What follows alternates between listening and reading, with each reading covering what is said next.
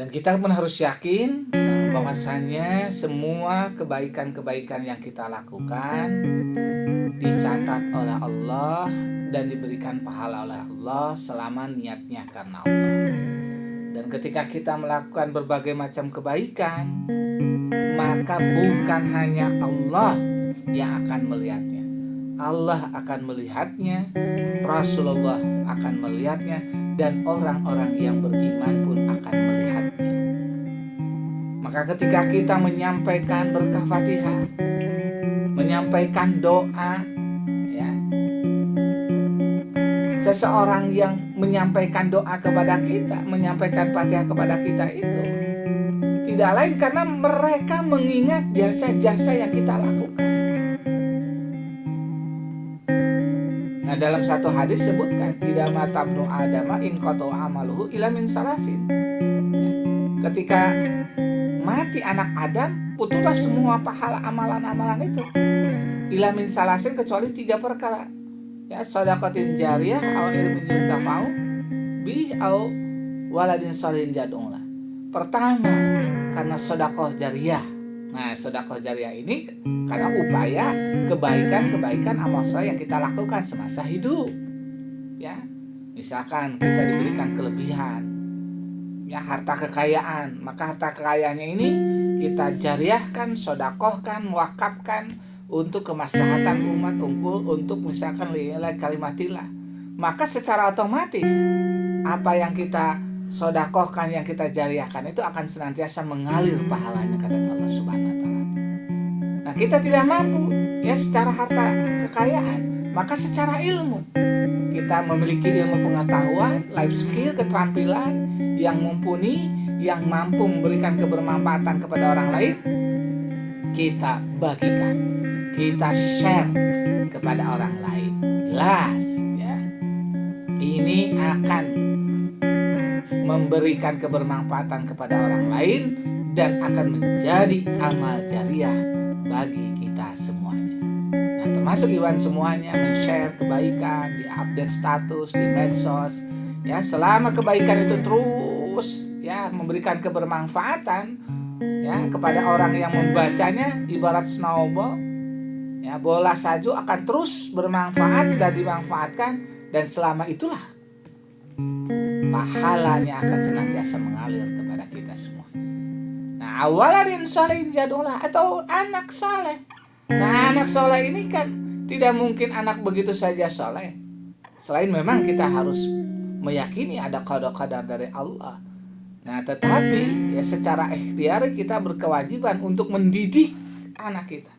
Kita pesantrenkan, kita sekolahkan, kita nyuruh mereka ngaji, ya, sholat, melakukan kebaikan-kebaikan itu dalam upaya sebagai orang tua agar anak-anak yang soleh.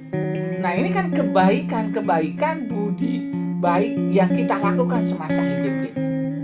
Jadi tidak mungkin anak kita menjadi soleh tanpa upaya usaha ya yang dilakukan oleh orang tua. Ya. Nah, maka sebagai orang tua wajib melakukan berbagai macam cara semaksimal mungkin agar anak cucu kita menjadi anak-anak yang soleh. Maka secara otomatis ya, ketika mereka soleh tanpa diminta pun akan senantiasa mendoakannya. Nah, inilah kenapa kita harus ya mengikuti orang-orang soleh. Itu tidak lain, orang-orang soleh itu akan senantiasa didoakan oleh orang-orang setelahnya. Orang-orang soleh itu akan senantiasa mengalir pahalanya, bahkan kebaikannya, kebermanfaatannya. Walaupun sudah beratus-ratus tahun beliau meninggal, tetapi kebermanfaatannya akan senantiasa kita rasakan sampai saat ini, bahkan sampai hari kiamat. Coba lihat ya, makam para aulia Allah, lembaga-lembaga pendidikan. Ya, di dunia Islam itu ada yang dikenal dengan lembaga yang sangat terkenal dan dahsyat, yaitu Al-Azhar ya, di Kairo, Mesir. Ya, sudah beratus-ratus tahun yang lalu didirikan, bahkan memiliki ya wakaf yang sangat dahsyat sekali, ya hampir sepertiga dari kekayaan Mesir itu dikuasai oleh Al-Hajar. Sampai sekarang bahkan sampai hari kiamat akan memberikan kebermanfaatan. Berjuta-juta orang yang sudah merasakan manfaatnya ya dari wakaf tersebut. Ya, mereka diberikan beasiswa, diberikan kemudahan untuk pendidikan, ya, diberikan reward dan berbagai macam yang akan bermanfaat, dan mereka pergi pulang ya ke negerinya masing-masing, disebarkan lagi ilmu pengetahuannya, disebarkan lagi berbagai macam kebaikan-kebaikan. Betapa besarnya, betapa dahsyatnya ya budi baik orang-orang yang melakukannya ketika itu sampai sekarang, dan terus sampai hari kiamat akan senantiasa ya bermanfaat bagi umat manusia. Nah, kita sekecil apapun ya yang kita miliki, minimal ada keinginan di dalam diri agar kita senantiasa dikenang budi baiknya. Apalagi ya ditambah lagi selain budi baik, kita didoakan oleh orang-orang setelahnya, dikirimi berbagai macam doa dan fatihah karena kebaikan-kebaikan yang kita lakukan semasa hidupnya. Nah, insya Allah kita akan bahagia di dunia dan di akhirat. Di dunianya pasti akan bahagia. Mengapa? Karena orang yang melakukan kebaikan sekecil apapun, dia akan merasakan happy, nyaman, tenang, dan bahagia. Ya, nggak ada orang yang melakukan kebaikan itu sengsara. Nggak ada ya orang yang melakukan kebaikan itu sedih, tidak ada. Di dalam diri itu ada kebahagiaan. Itulah naluri manusia yang sehat. Jadi kalau Iwan semuanya melakukan kebaikan sedih, nah patut dipertanyakan ada apa? Why? Kenapa? Why? Ya, kenapa kok sampai sedih melakukan kebaikan? Justru sebaliknya, ketika kita melakukan harus merasa nyaman dan tenang. Iwan yang berbahagia dan dimuliakan Allah. Ya. Nah, selain nyaman dan tenang, bahagia di dunia kan? Nah, yang kita lakukan menjadi amal kebaikan, amal soleh, jelas ya akan ditulis oleh Allah. Niatnya karena Allah kan. Selama niatnya karena Allah, akan ditulis menjadi kebaikan. Ya, amal soleh di sisi Allah. Maka di akhirat pun pasti yakin kita akan mendapatkan kebahagiaan yang berlipat ganda.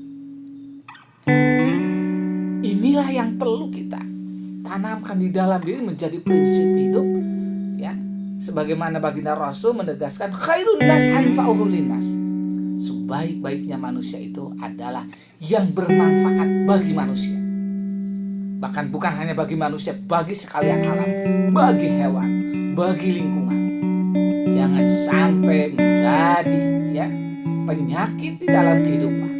Sudah memberikan penyakit kepada manusia, merusak alam, membunuh binatang, dan berbagai macam kerusakan yang lain. Naudzubillah min dzalik. Nah, orang-orang yang melakukan kerusakan ini, dirinya tidak akan bahagia dan orang lain pun tidak akan bahagia. Bahkan naudzubillah, banyak orang-orang yang mengutuknya. Semasa hidupnya dikutuk, semasa ya begitu selesai di dunia mati juga tetap terkutuk. Naudzubillah min dzalik. Nah, jangan sampai demikian. Mari kita melakukan berbagai macam kebaikan